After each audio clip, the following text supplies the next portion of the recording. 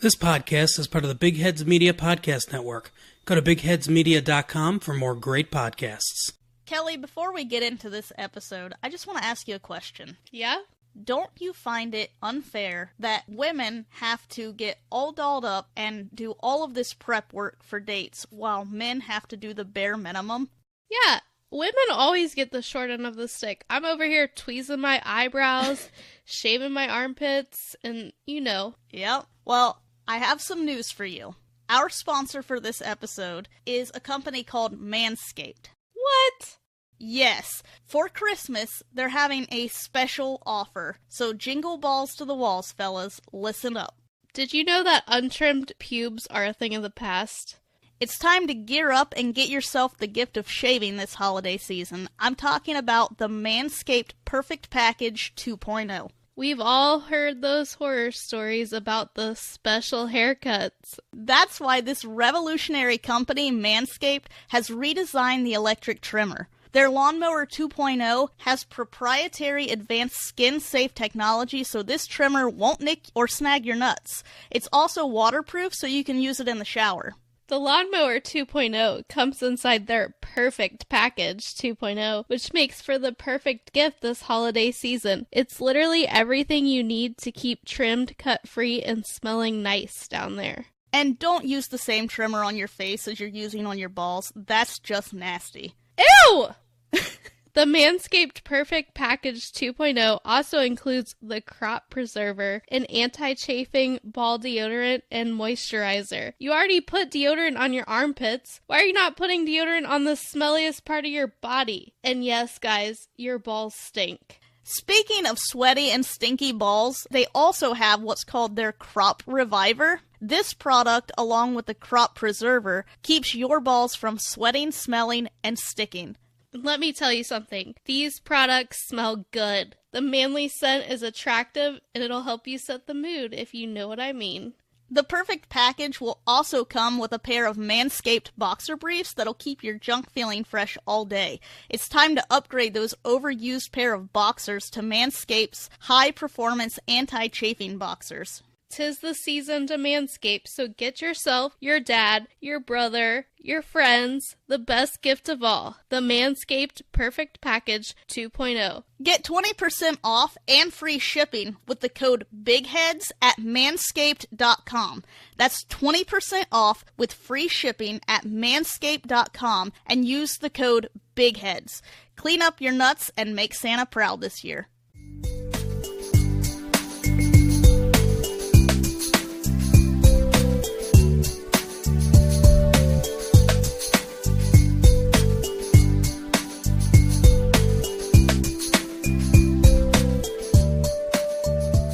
Hey guys, welcome to the Fa La La La Faves of Our Lives. I'm Kelly. And I'm Brittany. Today we are traveling the 7 levels of the candy cane forest, through the sea of swirly twirly gumdrops, and then through the Lincoln Tunnel. After that, we'll make snow angels for 2 hours, then we'll go ice skating, then we'll eat a whole roll of Toll House cookie dough as fast as we can, and then we'll snuggle. Alright, we are talking about Elf. It premiered November 7th, 2003, and it was directed by Jon Favreau. The cast is Will Ferrell as Buddy, Zoe Deschanel as Jovi, James Caan as Walter, Bob Newhart as Papa Elf, Mary Steenburgen as Emily, and Ed Asner as Santa. The plot of the movie is, after discovering he is a human, a man raised as an elf at the North Pole decides to travel to New York City to locate his real father. This movie was probably the most voted for the Christmas favorites. When I was watching this, I was thinking, I can't believe that we're not doing Bad Santa. I know. That one is pretty good. It is pretty good. I'm just gonna get off topic right off the bat. Sorry. That is completely fine. It wouldn't be the Faves of Our Lives if we didn't go off on tangents. I know, it's my MO. So this movie starts out with Bob Newhart as Papa Elf, and he is starting the story. He is the narrator. He's explaining how Buddy the Elf came to be. Essentially what happened was Santa was delivering presents to a nursing home. or I'm sorry, God, Santa was delivering presents to an orphanage. While he was there, Buddy crawled into his toy bag and came back to the North Pole with him. I mean, nursing home, orphanage, they're basically the same. Well, yeah, people in diapers can barely walk. They're just at two different ends of the timeline. So this is how a human came to be at the North Pole. And the elves were, at first, kind of freaked out about it, but they came to love Buddy. Bob Newhart's character adopts Buddy because he regrets that he never had kids. So he raises him. This whole montage of Buddy growing up cracks me up because the way that they have the kid like sitting on Papa Elf's lap and everything else. I know that they use camera tricks for proportions, but I still can't figure out how they make it work. I have no idea. And Will Ferrell is already, like, huge. Right. So we get to see as Buddy has grown. He is I want to say he's an outcast, but the elves are very nice to him. He's just not as good at making toys as the rest of the elves. Why don't you just say it? Kelly. What? You're killing me. Sorry. He only makes 87 Etch-a-Sketches, which is like, what is it? Like, I can't even remember the number the guy gives, but it's absurd. He's like off target. I mean, that's more Etch-a-Sketches than I've ever made, so... Yeah. So he gets redirected to another area. This might be my favorite scene where he's doing quality control on the Jack-in-the-Boxes. Those terrify me. I know, but his face every time. You know, we work in quality control, so I can admire his enthusiasm about the job. Yeah, you're welcome, everyone. But seriously, that would be the worst job ever. It would. It's like a nightmare. While he is doing this job, he overhears some of the other elves talking about how it's not Buddy's fault that he's not as good as the other elves because he doesn't even realize that he's a human, so it hits him all at once. I love this scene too. The whole, like, the room is spinning, he's having flashbacks, and he just, like, passes out on an elf. That elf's face looks terrified. He's like, Buddy? Are you okay? So he runs home to Papa Elf, asks him, you know, what's going on here? Am I really a human? Papa Elf explains everything to him. His mother got pregnant by his biological father. She gave him up for adoption. His father didn't know about him, and she died before she got the chance to tell him. That's why Buddy was in the orphanage. This is a horribly sad story, but I just keep wondering, like, I know that there are, like, foster homes and group homes and stuff, but do orphanages still exist? I was gonna ask you the same thing, because we don't know and our white privilege is showing. No, we don't. It's like, you typically hear about people putting babies up for adoption and someone is snatching them up. I want to say that no, they're not a thing anymore. Because, like you said, everybody's trying to adopt babies. Right. I don't know. That's something that I'm going to have to look into. I don't know. Why does that have to be so hard to adopt? I don't know, but it does. Papa Elf shows Buddy Santa's sleigh, so that's something that he's been working on, he's been assigned to. He tells Buddy, you know, you can always help me with this. Buddy's pretty excited about it. What they're needing to do is they're needing to add something to get the sleigh to fly because it's supposed to fly on Christmas spirit, but Papa Elf tells him a lot of people don't believe in Santa Claus. And I like this back and forth too because he's like, well, who do they think puts the presents under the tree? Well, there's a rumor going around that it's the parents. Oh, and I suppose the parents eat all of those cookies too. Hell yeah, we do. That's my favorite part. Yep. Buddy decides that he's going to go to New York and he's going to meet his real dad. I do like how supportive Papa Elf is. He's not, like, hurt that he raised this kid and off he goes. But I will also say that this would be completely different. This is like a Harry Potter type thing. It's kind of backwards, though, that you find out that you're something completely different. Yeah. So we see him walking around the North Pole. I absolutely love that they took, like, the claymation from, Rudolph. like, the classic. Yeah. Yeah, there was definitely Rudolph. You saw the snowman from Rudolph. Mm-hmm. And he says something about Buddy, like, trying to find his dad or whatever, and he's like, how do you think I feel? I don't even have parents. Someone just rolled me up one day. Yeah. I also like that he told him to stay away from dogs because they make yellow snow. I like the narwhal a lot. Yeah, he's one of my favorites. There is a part in this scene where Buddy is leaving, and I do not know why, but I laugh every single time when the walrus cries when he's, like, floating away. I don't know what it is about that voice. It cracks me up. The narwhal's voice cracks me up. Yeah. I hope Bye, you find buddy. your dad. You know narwhals are real. Yes. That's messed up. How are Yeah. narwhals real and unicorns are not? They should not exist. I'm pretty sure I haven't said this on this podcast before, but I know I've said it in real life. I did not know narwhals were real until an episode of Octonauts. I do remember you telling me that. I thought it was a mythical creature. Well, there are a lot of things like that. Like a platypus. Oh, we were Looks just like- talking about that today at work. Yeah, it looks like something that someone just drew and was like, hey guys, look at this thing. Yeah, Laura was like, it's a mammal, it's an amphibian, like, what the fuck? I think it might be a marsupial. We were like, Yeah. I don't know, we have to fact check that because we're not sure, but it was just like, how is that even a real animal? Right. Buddy makes it to New York, and the very first thing that he encounters is a raccoon. I forgot about that.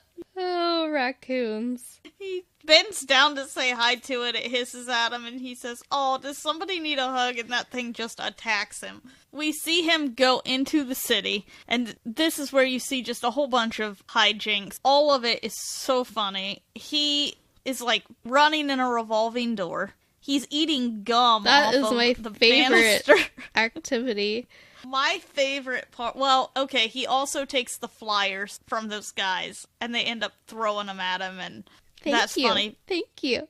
Favorite part is when he runs into the coffee shop that says world's best cup of coffee, and he's like, congratulations, you did it! And everyone's just like, That is good. So he finds his way to the Empire State Building because he has the snow globe that Papa Elf gave him. He goes in. His dad, his biological dad, Walter, he has this receptionist. Oh, I cannot remember the woman's name off the top of my head, but she plays Jerry on Strangers with Candy. I don't know if you've ever seen that, but...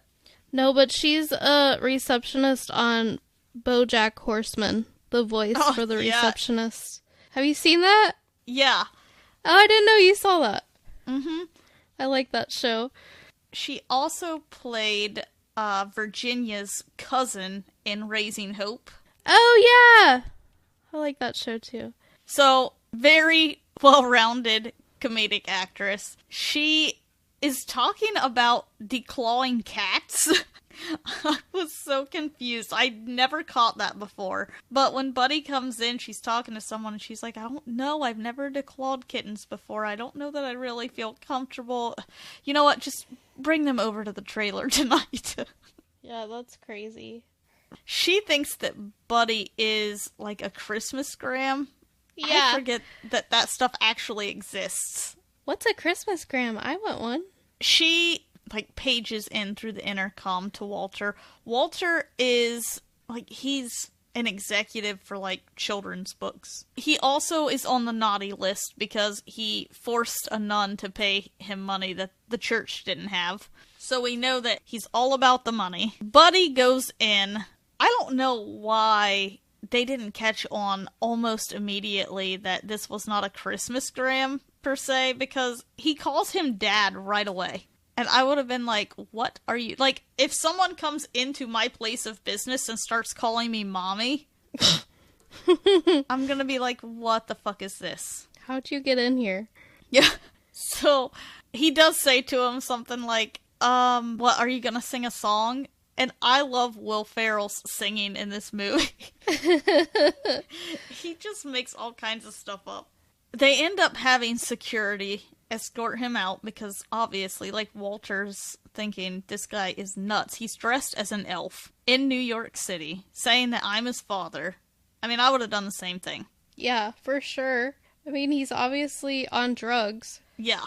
I mean, he's not, but you know what I mean. Yeah. He's all hopped up on candy canes. Is that street or something? It's just regular sugar, not nose sugar. Oh my gosh. Nose clams. Yeah. He overhears the security guards say, go back to Gimbel's. So that's where he ends up going. When he gets there, you see him, like, looking at lingerie. The sign said, the gift for someone special. Yeah. He makes his way into what is, like, the winter wonderland. It's where Santa comes and the kids come in and sit on his lap. This is a lot of people's favorite bit because the guy's like, hey, you need to come with me. So he goes with him and Buddy says, wow, this is great. What is this place? And he says, the North Pole. No, it's not. Yeah, it is. No, it's not. Yeah, it is. No, it's not. Where's the snow? So he's very childlike. You know that this is something that your kid would say to you. Oh, yeah. The guy gives it up, and he's making an announcement, and he says, well, listen up, everybody. Santa's gonna be here tomorrow. Buddy just yells, Santa! I know him! I know him! Everyone looks at him like he's crazy. You get to see, for the first time, Jovi. I think that this is the first film I ever saw her in. But I'm watching it today, and I know everybody compares her to Katy Perry in terms of looks. She also looks like Taylor, I can't think of her name. Taylor from Orange is the New Black, Piper. Oh, yeah. She put me in a lot in mind of her. Yeah. But immediately, Buddy is smitten. Because, for one thing, she's dressed as an elf. Yeah. Like, that's what he's grown up around, but she's a human-sized elf. His interaction with her is really funny. It's the same as the manager. She just thinks that he's nutty, but she is nice to him. He says something to her about singing, and she was like, I mean, I can sing. I just don't sing in front of people. And he's like, it's the same thing. Watch. I'm singing. I'm in a store, and I'm singing. That was good. Thank you. I practiced. But no, like, everyone, again, is just looking at him like he's nuts. I would not be able to help but laugh. Yeah, the manager comes back and he's like, there's no singing in the North Pole. Yeah, there is. No, there's not. Yeah, I get why this is a lot of people's favorite. Just not this part specifically, but the parts where he's in the mall North Pole. So he gets it in his head that he is going to make the North Pole actually presentable for Santa. He's really excited he's going to get to see him. He puts this New York City out of Legos. And you know me with Legos. That was impressive. I know that they probably brought in, like, a professional to do that, but just the fact that, that was the Empire State Building. You like Legos? I know, surprise! I'm literally surrounded by them as we speak. I also like the light brights. That was oh my god, we've been trying to find one of those. Yeah, I know that they still make them. They're thinner now, but they had a lot of them at Toys R Us when Toys R Us was still a thing. Yeah, rest in peace. Yeah. Speaking of rest in peace, I want to take a moment of silence. We had a traumatic death in the neighborhood today. Oh my god, I knew you were going to bring this up. Sorry, it's not funny. No, we were unsure if we were going to be able to record today because a squirrel sadly got zapped by our transformer and our electric went out. Mary thought she had been shot. We were out in the garage when it happened and she hit the floor. Sorry, it's not funny. At first, we thought that it was a car backfiring. We were outside. There were no lights on or anything, so we didn't know what it was. But then we noticed the electric was out, and our neighbor came over and was like, yeah, you didn't hear the loud bang? A squirrel got caught in our transformer. Oh, I'm like one of those people that laughs in awkward situations, so yeah, I'm really not insensitive. It's not funny that the squirrel died. Okay, that's why I'm bringing it up. Rest in peace, little squirrel. It did remind me of the last episode we did with Christmas Vacation and the squirrel in the tree, though, and that's why. That's what I thought of as soon as you text me that today. Yes, I thought about Christmas Vacation. I couldn't help but snicker because of that. But anyway, everything worked out for us, not so much for the squirrel. Oh, he's got all the acorns he can think of in little squirrel heaven. So somewhere in between, after Buddy, has all of this stuff decorated, or I can't remember exactly the timeline, but he does go back to Walter's place of business and give the security guards the gift for him, and it's the lingerie. I thought that was funny. I also love that his receptionist walks in as he's holding it up. Yeah. Buddy is still putting the decorations up at Gimbel's when he overhears something. He goes into the women's restroom because it is Jovi singing. And we all know that Zoe can sing. I mean, she's in a band. She's got a wonderful voice. I love the back and forth, Baby It's Cold Outside, that they do. We're not allowed to talk about that song. It's one of my favorites. We're going to talk about it. It's controversial. I don't think that it really is. I think it's fake controversial. Okay. I don't really think it's controversial. I'm just playing the devil's advocate. I don't care. People are going to take Rudolph off the air because it promotes bullying. No, it doesn't. It speaks against bullying. It does promote bullying. It does not promote bullying. How does it promote bullying? You know what promotes bullying? Our next movie. Oh, yeah, you're right. That one does. Rudolph does not promote bullying. It proves why you shouldn't. The very thing he was bullied for saved the day. I just like to get you riled up. Well, it worked. Thank you very much. This was supposed to be a fun Christmas episode. Sorry, guys. Just like your family Christmas, someone always has to ruin it. This is another... Well, there are so many favorite parts for me in this movie, but when he sings, she realizes he's in there. She opens the shower curtain and tells him to cover his eyes, and he does, and then yells, "Get out!" So he does, but he just takes off running with his eyes covered and runs into the lockers. I like how she says something about, you didn't think it was weird that I'm naked in here? And he's like, I didn't know you were naked. Yeah. But you know how much I love physical comedy. And I think that this had happened previously, but the other part I like is when he's walking across the street and that cab hits him. Yeah, and he's like, sorry. Yeah.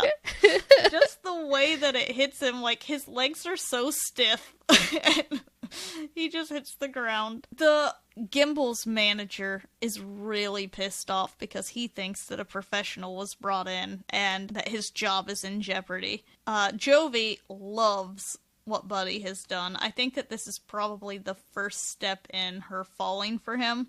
Yeah, I think Jovi is a great elf name. Yeah, I know that's her true. real name in this movie. It's not her elf persona, but it's a good name for an elf. Buddy is at the mall when they bring Santa in, and he is so excited to see him, and he runs up only to find out this is not the real Santa, and he calls him out on it in front of the kids. You smell like beef and cheese. Yeah. He keeps calling him out on it, and it comes to a head, and they throw down, which lands Buddy in jail. The only person that Buddy knows in New York is Walter. And so they call him. He does come down. Buddy does They laughed at me. They told me that you wouldn't come, but I told him you'd come. I knew that my dad would come.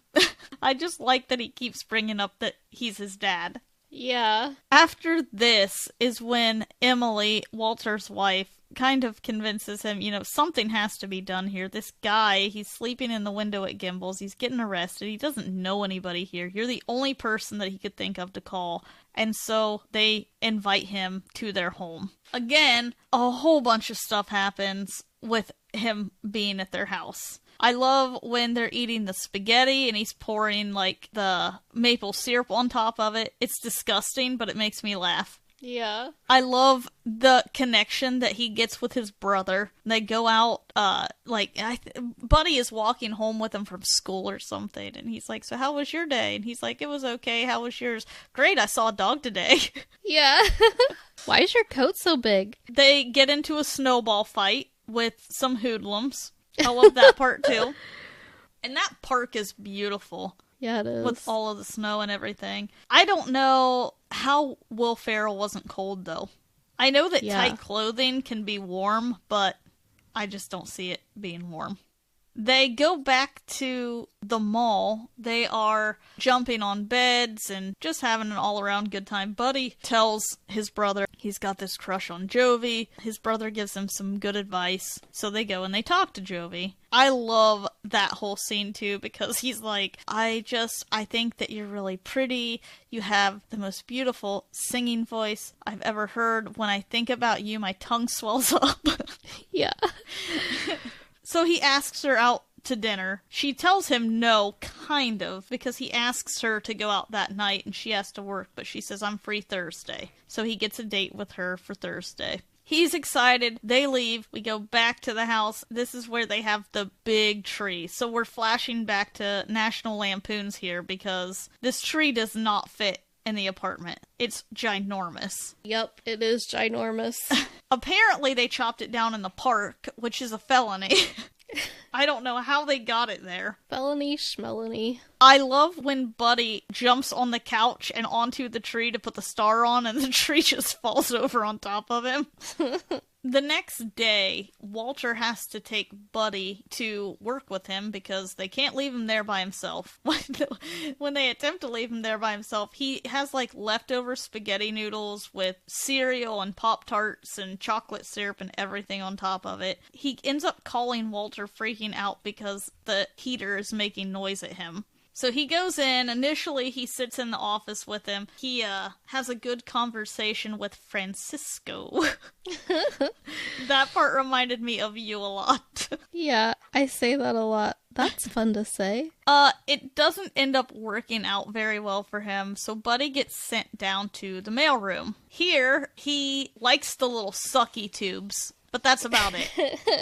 He thought it was going to be more like the mailroom at the North Pole. He makes a friend down there who has a flask and gives it to Buddy, and you can imagine what ends up happening. Buddy gets real drunk, dances on the table. His father is not very happy about this. We do get to see Buddy on his date with Jovi. I think that this date is adorable, especially with someone who's not from New York. I love that he blindfolds her and takes her to the best cup of coffee restaurant. And she says, it's a crappy cup of coffee. No, it's the world's best cup of coffee. He's just very endearing in this, which, I mean, he is throughout the whole movie, but you get to see her reaction to it in this date. Buddy ends up getting kicked out by Walter because he had a really important meeting with a writer, one of the children's books authors. This man is Peter Dinklage. It's more than just a fight because it really is offensive. If you like, this could be a real legal issue because Buddy keeps calling Peter Dinklage an elf, and Peter Dinklage has dwarfism. So I definitely can see the issue here. There is no humor whatsoever from Peter Dinklage's character. In fact, he gets up on the table and confronts Buddy and tells him, call me elf one more time. To which Buddy responds, he's an angry elf, isn't he? So we get the big fight. It costs Walter the book deal, so he gets kicked out. It is Christmas Eve. Nobody knows where Buddy is. Like, he just left. His brother is so upset that he goes to Walter's work and he's like, look, we can't find Buddy. You may not like him, but Mom and I are very worried, because he brought something to the family that was missing. That's how Emily and her son feel. So Walter breaks down and they all go looking for Buddy. Where he is Central Park because Santa's sleigh has crashed. It broke down. There's not enough Christmas spirit. Luckily, Buddy is there and he starts working on the sleigh because he's got to get the sleigh in the air before the Central Park Rangers get there because Santa put him on the naughty list one time and they never forgave him. I just like these little, like, backstories that Yeah. it's cute like that. He gets the engine going enough to get the sleigh off of the ground, but he needs Christmas spirit to get it up high enough to where they can get out of New York and deliver the presents. There's a news anchor, and she's talking about, what's going on. They think they saw Santa's sleigh crash as they are flying. It somehow, I cannot remember exactly, but it somehow got out. Maybe he told his brother that Santa's sleigh flies with Christmas cheer. So they go to where the newscast is because an elf in Santa's sleigh has been seen, so that's where they run to. His brother's telling people, I have Santa's book right here, and we have to get people to believe. And so he's flipping the pages and reading names, and he's telling what these people asked for to kind of prove that Santa is real and to get the Christmas spirit up. What he doesn't account for is adults are, like, naturally skeptical. Kids just believe whatever at face value, but sometimes I do feel like adults, even if there is proof right in front of their face, they're not going to believe it. Like, we talked about it when we did It. It threatens everything that they've been taught, so they just can't believe it. Being an adult is stupid. That's true. I hate it. Jovi remembers the very important line that Buddy said, the best way to spread Christmas cheer is singing loud for all to hear. So she womans up and she stands in front of the news anchor and she starts singing a Christmas carol. Santa Claus is coming to town. She gets almost the whole city of New York singing, except Walter. When Walter finally sings, that's the last little bit that gets the sleigh up into the air. So, they saved Christmas. I love how many Christmas movies are about saving Christmas. Like, something's happened with Santa and we have to save Christmas. It just goes to show Santa's not all he's cracked up to be. He's always needing help from somebody. Yeah, that's true. I've never really thought about that before. He's a poser. Right. Just like Blippi. Oh my god. This is where we go back to the narrator, Papa Elf. He's showing how Christmas was saved. We see Buddy and Jovi. They are spending New Year's together with Walter and Emily and his brother. We also see them back with Papa Elf. I loved Jovi's pink little outfit. Like, she's dressed normally when she's in New York, but when they go to the North Pole, she has to dress like Buddy. Yeah. When in Rome. Walter gets a book made that is Buddy the Elf, and it is the entire story of, Buddy saving Christmas, which really would make a good children's book. Yeah. And that's how the movie ends. And this movie is just, there is so much more. We cannot get into every single thing that happened. It's like Christmas Vacation. Every 10 seconds, something was happening. Like when he goes to the doctor and he gets his finger pricked and he's eating the cotton balls and... My finger has a heartbeat. Yeah, it's really hard to touch on everything, but this movie is just absolutely fantastic. Did you say that our intern Mark does not like this movie? Yes, he does not like this movie. What's wrong with him? I don't know. There's something really wrong with him. I don't care. You do you, Mark. Hi, my name is Melissa and I'm the host of The Haunted Ride, a paranormal and spiritual podcast. Every week I share some of my own personal stories and a few of yours as well. We talk about things from spirits to ghosts, demons, angels, cryptids, or any experience that just seems a little too weird and you honestly can't call it normal. What if you've communicated with a ghost? You feel other people's emotions? Maybe you're questioning if you're an empath, medium, or could even be a psychic. Well, we cover that too. So join me every Monday on your favorite podcast player and tune in as we talk about all the great and sometimes scary things that happen through this haunted journey we call life. Because ghosts are out there. And if you're not careful, they will get you.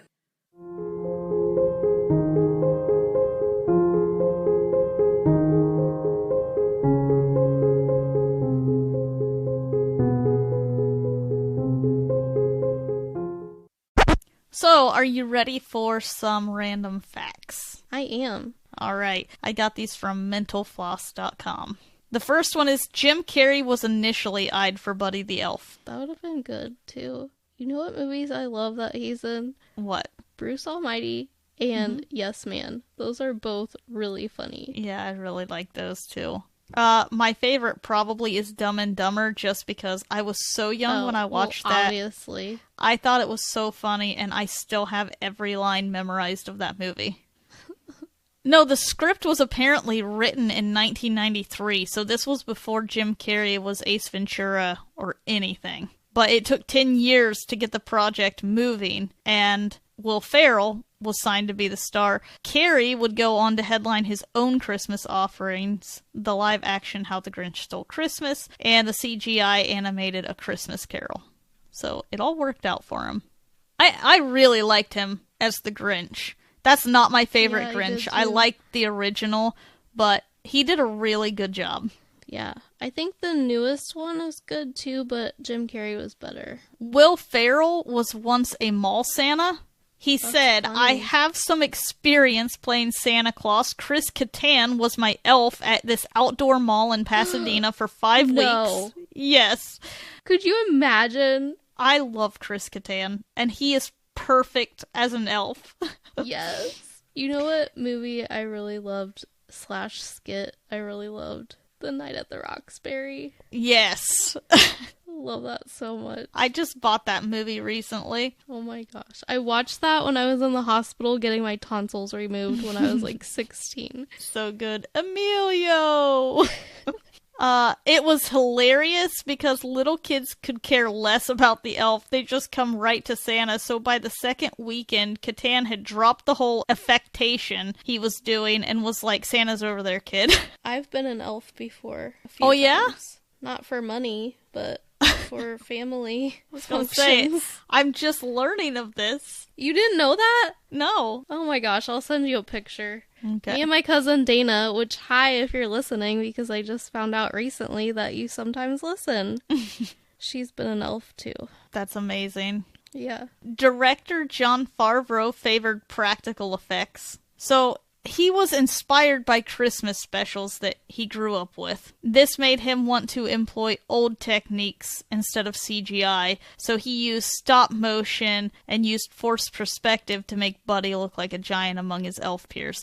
That's what I mean. Like, I understand the whole concept of forced perspective, but my brain just cannot wrap around it. Like, I know that the sets are made obscure, and it's very good effects because my brain just sees it one way. Yeah, I can't wrap my brain around that either. The snow was often computer generated. The snowflakes that drift over the opening credits and many of the snowballs and Buddy's pivotal fight scene. It's probably not much of a shocker that much of these were added in post, considering Buddy's perfect aim, but to further underscore the drama that is a snowball fight in frosty New York, Favreau asked composer John Debney to give this section a Western vibe that would recall the Magnificent Seven. Surprise to no one, Elf's production design was heavily influenced by Rudolph the Red-Nosed Reindeer. Like, that's one of my favorite parts about this movie. It gives you such nostalgia, and I think that's why it's one of the modern films that quickly caught on. It's so hard to make a Christmas movie and turn it into a quote-unquote classic, like one that's watched every year, and I think that this helped. Yeah, they did a good job. There is a Christmas Story cameo. Did you know that?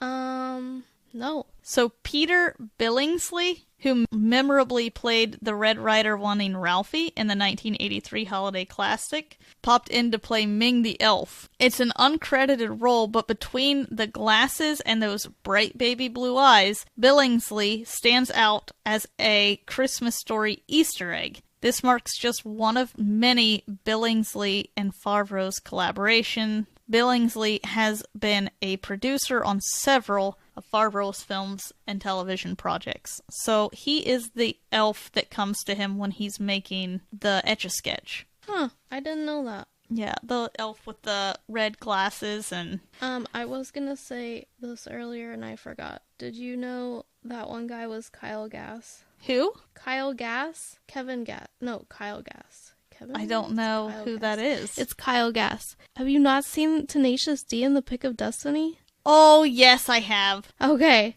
Okay, I know who you're talking. I just could not put I didn't put the name to a face. Yeah. Yes, I know who you're talking about.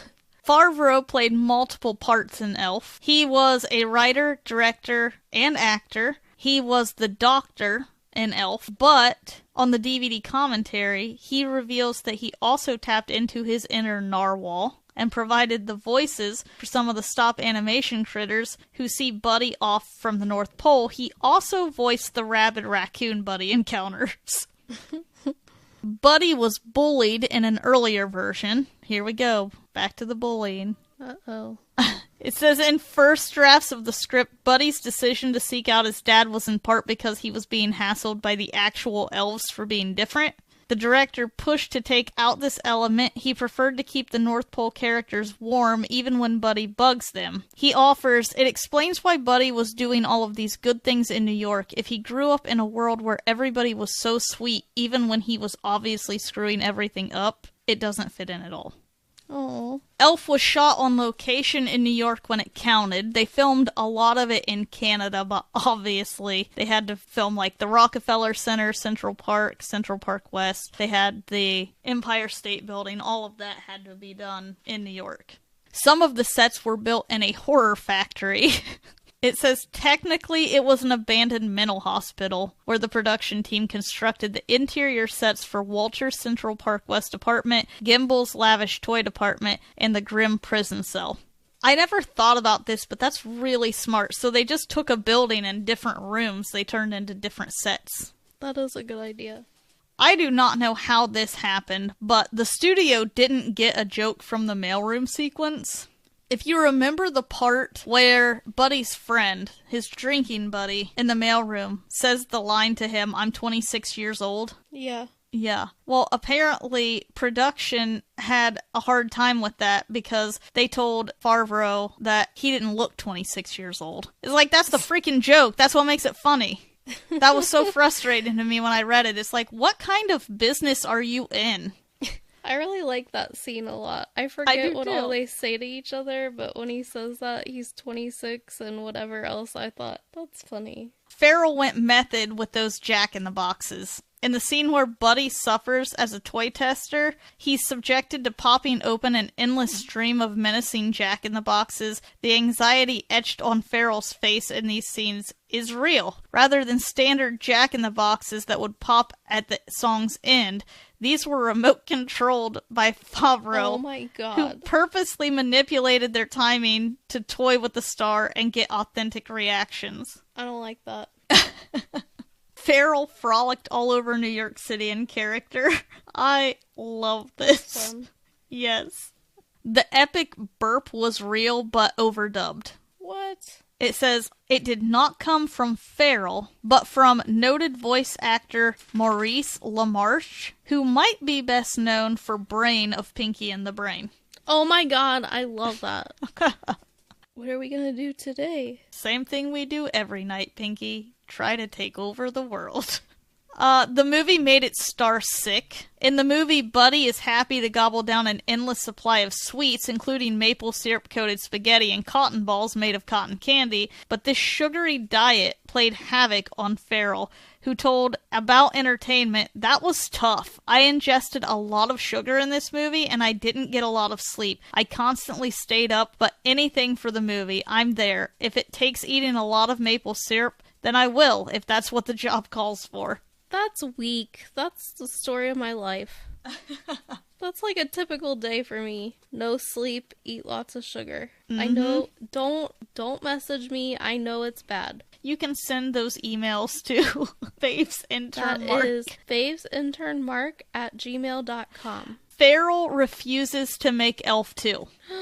I mean, I get it. It says he flat out rejected the possibility of bringing back Buddy, even after being offered a reported $29 million. What? Yes. You can't even imagine a number that big. In December of 2013, he told USA Today, "I just think it would look slightly pathetic if I tried to squeeze back in the elf tights. Buddy, the middle-aged elf." He's kind of got a point. He could just say he's 26. That's true. And last but not least, Elf became a hit Broadway musical. I bet that would be fun. From November 2010 to January 2011, Elf the Musical ran on Broadway, boasting songs like World's Greatest Dad, Nobody Cares About Santa, and The Story of Buddy the Elf. This run was a huge success, taking in more than $1.4 million in 1 week, a record for the theater. Plus, the New York Times called it a splashy, peppy, sugar-sprinkled holiday entertainment, a revival hit in time for Christmas 2012, and national tours have been recurring. That's all I have. Okay. I don't have anything. No, Kelly doesn't have any social media comments because at this time we are editing our Halloween episodes and I am just really busy and I completely forgot to post on social media for you guys' comments, so I apologize. I'm slacking. Don't apologize. This is a free show. Yeah, you guys take what you get and like it. But we will be coming back next time with Home Alone. That's why I made my intro extra long for you guys. She put in a lot of time so you wouldn't complain. But if you were to complain, again, that email is... Yeah, I am excited about Home Alone. I will say that watching it as an adult is far different than watching it as a kid, especially if you have kids. I'm pretty excited about watching it. There is one place at our work that I have to go to a lot, and it's loud, and I always think about the basement in Home Alone with the furnace. I love it. It is still one of my favorites. And Catherine O'Hara. Oh, yes. I absolutely forgot about that. She is in that. She's amazing. But we will get to all of that next week. And we hope you guys enjoyed this episode, and you come back for that one. We'll see you guys then. Bye, buddy.